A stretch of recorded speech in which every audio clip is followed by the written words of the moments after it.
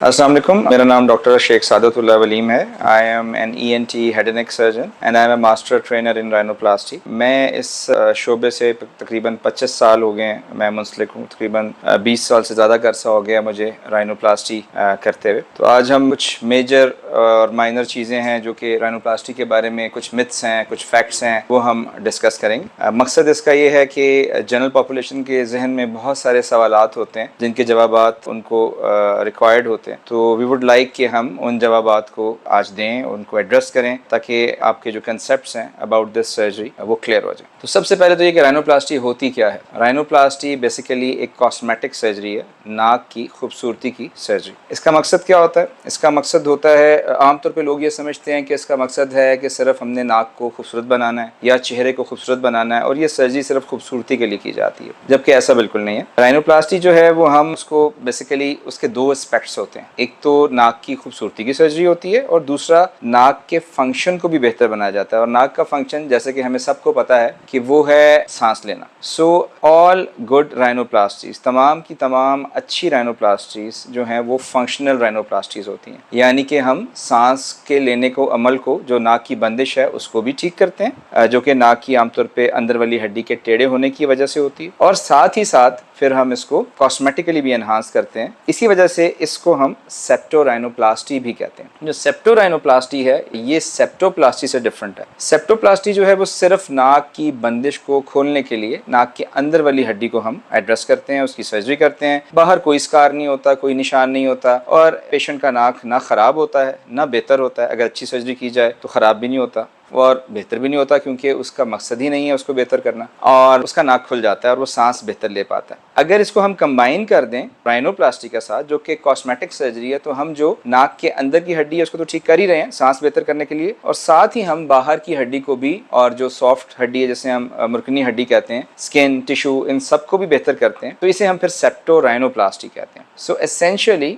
All राइनोप्लास्टीज are सेप्टोराइनोप्लास्टीज, जिसके दोनों मकसद होते हैं। उसके अलावा लोग क्यों आते हैं राइनोप्लास्टी करने के लिए? चोट लग जाती है कहीं पे, उसकी वजह से प्रॉब्लम हो जाता है, नाक बंद हो गया, टेढ़ा हो गया, कुछ कॉस्मेटिक बर्थ डिफेक्ट्स होते हैं जैसे तालू लिप का कटा होना, उसकी वजह से नाक खराब होती है, बचपन में चोट लगी हुई होती है उसकी वजह से नाक खराब होती है। सो सिर्फ ये समझना कि कॉस्मेटिक राइनोप्लास्टी नाक की खूबसूरती के लिए है, इसके और भी बाय द वे नाम है, जैसे हम नोज जॉब भी कहते हैं, इसको सेप्टोराइनोप्लास्टी भी कहते हैं, इसको नोज रीशेपिंग भी कहा जाता है। सो मकसद खाली नाक की खूबसूरती को बेहतर करना नहीं है, बल्कि उसके फंक्शन को बेहतर करना भी है। अब इसके बारे में बहुत सारे मिथ्स और भी हैं कि ये बार बार करानी पड़ती है, तो ऐसा नहीं है। जो सर्जिकल राइनोप्लास्टी है वो एक, क्योंकि सर्जिकल सोल्यूशन है तो ये परमानेंट सोल्यूशन है, ऐसा नहीं है कि उसको बार बार कराना पड़े।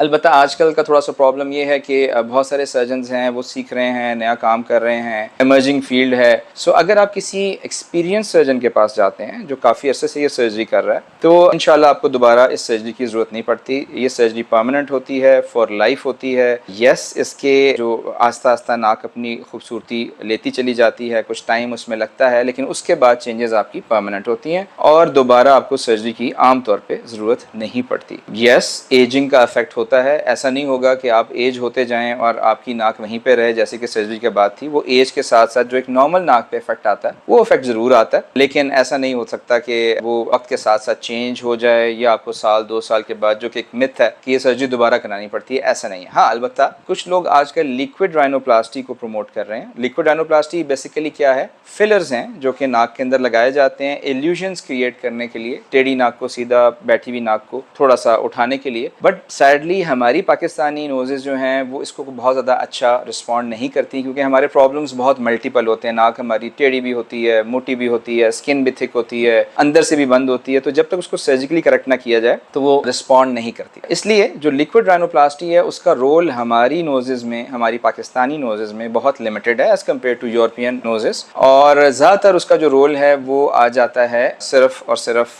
पोस्ट सर्जिकल, अगर कुछ माइनर इरेगुलरिटीज़ रह गई हों तो उनको फिल करने में। अब एक और बड़ा इंपॉर्टेंट क्वेश्चन ये है कि आपने अपने सर्जन को कैसे चूज करना है। सो मेरी आपसे दरखास्त होगी, बड़ा इंपॉर्टेंट है, आपका फेस है, this is your most prized and precious possession. तो जब भी आप अपने सर्जन का इंतखाब करें उसको अच्छी तरह से रिसर्च करें। ये कुछ जल्दी में करने वाली सर्जरी नहीं है, ये कोई इमरजेंसी सर्जरी भी नहीं है। आप अपना होमवर्क करें, अच्छी तरह से देखें अपने सर्जन को। इसके लिए लोग बाहर भी जाते हैं, फॉरेन जाते हैं, अब्रॉड जाते हैं सर्जरी कराने के लिए, बाहर से लोग लोग हमारे पास आते हैं सर्जरी कराने के लिए। सो travelling should not be an issue. Secondly, जो अच्छा सर्जन होगा, अच्छे सेटअप में काम करेगा, कॉस्टली होगा थोड़ा सा, so cost should not be an issue. Most important चीज़ ये है कि आपका जो सर्जन है वो सेफ हो, उसने काफ़ी सारी सर्जरीज की हों, उससे उसके रिजल्ट्स मांगें, हर तरफ से रिजल्ट्स उसके देखें, उसकी रेपुटेशन चेक करें, उसका तजर्बा देखें और फिर अपना फैसला करें। और आपका सर्जन, एक एक्सपीरियंस सर्जन, हमेशा एक अच्छी सेटअप में काम करेगा, अच्छे हॉस्पिटल में काम करेगा। और अगर आप अच्छे सेटअप में सर्जरी करा रहे हैं, एक अच्छे सर्जन से सर्जरी करा रहे हैं, तो कोई वजह नहीं कि आपको अच्छे रिजल्ट्स ना मिले। डेफिनेटली मे बी हो सकता है कि थोड़ी सी ये सर्जरी कॉस्टली हो, लेकिन एक सेफ सर्जरी होगी, एक परमानेंट सर्जरी होगी, एंड इट इज इंशाल्लाह going to be a transformative surgery जो कि एक बिग चेंज लेकर आएगी। You will look more beautiful, more balanced, more confident, और definitely it's going to transform you in a very better way. So अपना ख्याल रखिएगा। अगर आपके कोई क्वेश्चंस हों, you can always contact me. Again, my name is doctor Sheikh Sadatullah Waleem. I am an ENT, यानी कि ear, nose, throat, head and neck surgeon, and a master trainer in rhinoplasty, and I am always available for your service. So अपना ख्याल रखिएगा। Thank you very much, take care and stay blessed. अस्सलाम वालेकुम।